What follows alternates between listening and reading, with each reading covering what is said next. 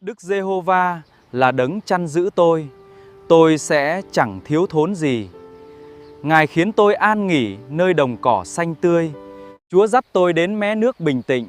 Ngài bổ lại linh hồn tôi, Ngài bổ lại linh hồn tôi, dẫn tôi vào vòng nghĩa lưỡng vì cớ danh Ngài. Amen.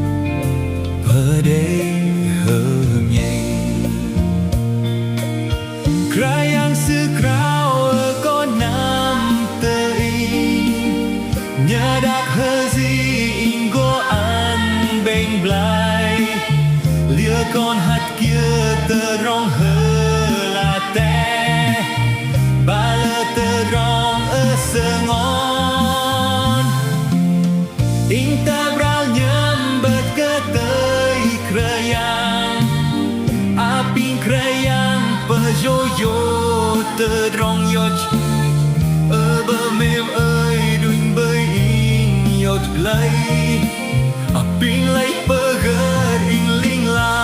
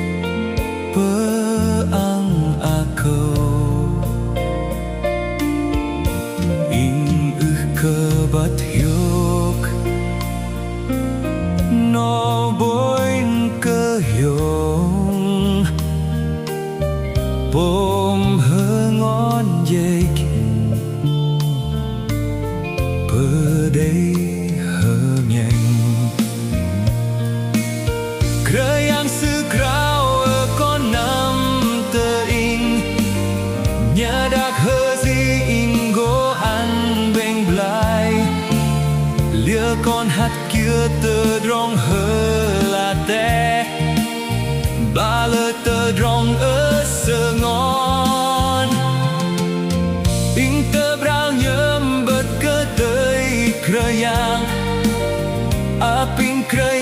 per yo yo tơ rong yot bơ mê mây đừng bơi in nhọc lấy a ping li per gơ ring ling la